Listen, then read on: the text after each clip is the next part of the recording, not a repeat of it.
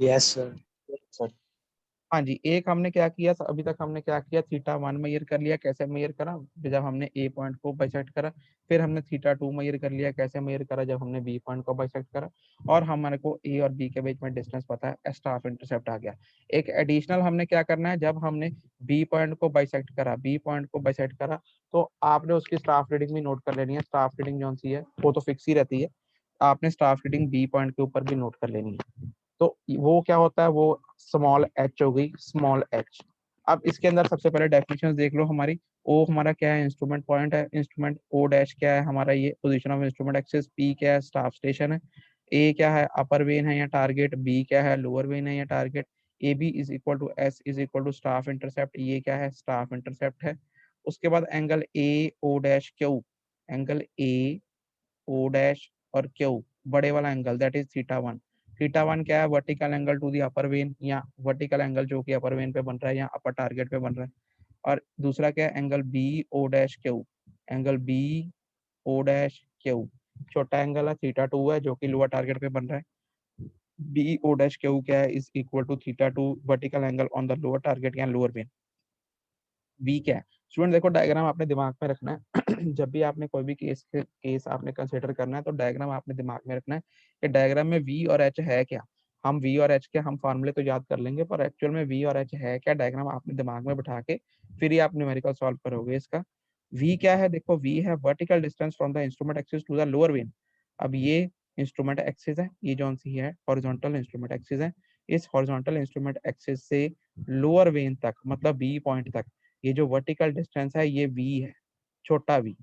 Horizontal instrument axis से ये lower when तक, बी पॉइंट तक जो वर्टिकल डिस्टेंस है वो क्या है, स्मॉल v है।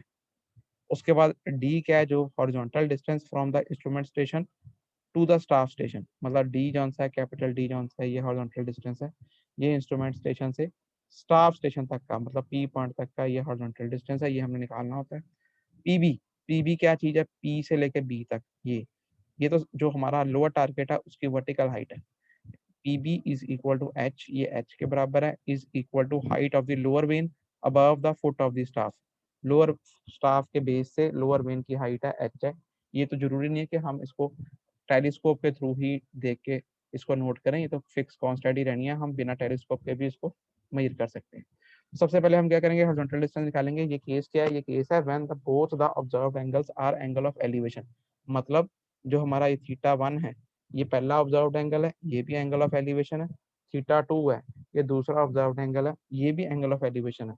मतलब when both the observed angles R angle of elevation, दोनों एंगल जो कि हमने रीड करे, दोनों एंगल एंगल ऑफ एलिवेशन है। तो इस केस में ऐसा केस बनेगा, तो इसके अंदर हॉरिजॉन्टल डिस्टेंस मतलब ये डी कैसे निकलेगा, आपने फार्मूला याद करना है, D is equal to S divided by tan theta one minus tan theta two. अब इसमें एस क्या है, एस अपर टारगेट और लोअर टारगेट के बीच में जो डिफरेंस है, हाइट डिफरेंस है, वो एस है।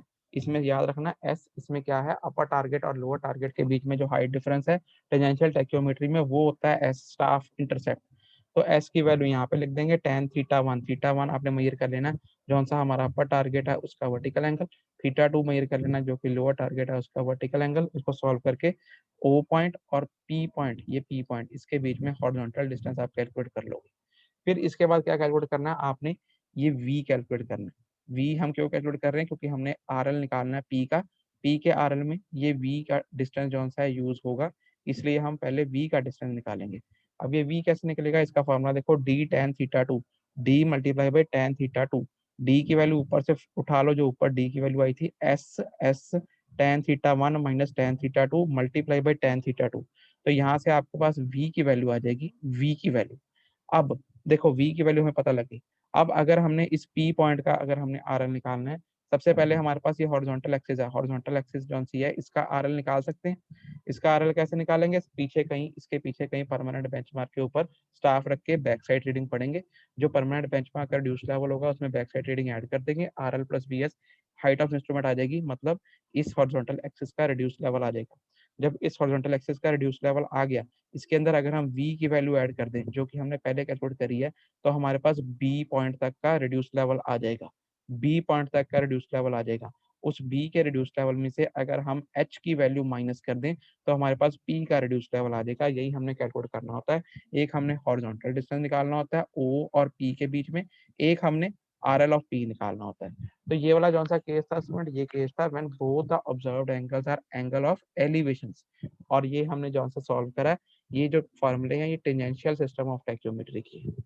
ठीक है, ये केस नंबर 1 है, ये टेंजेंशियल सिस्टम ऑफ टैक्योमेट्री का। ठीक है, ठीक है, मेरी आवाज आ रही है?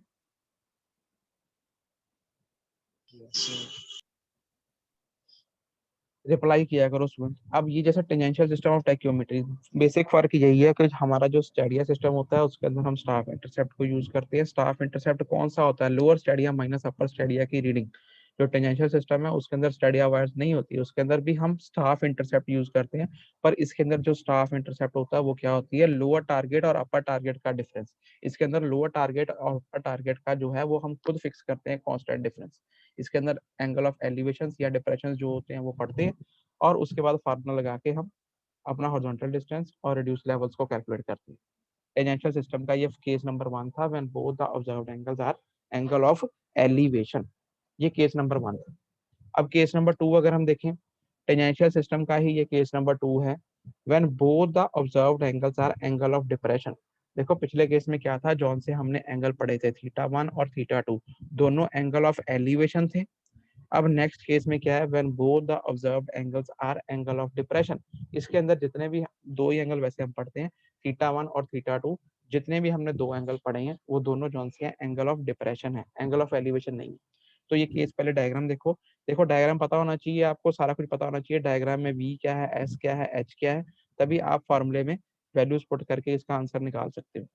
सबसे पहले देखो दो पॉइंट है, दो पॉइंट, एक ये ओ पॉइंट है ग्राउंड के ऊपर और एक ये पी पॉइंट है ग्राउंड के ऊपर। ठीक है, ये ऐसी स्लोप बनी हुई है, ये ग्राउंड है, नेचुरल ग्राउंड सरफेस है।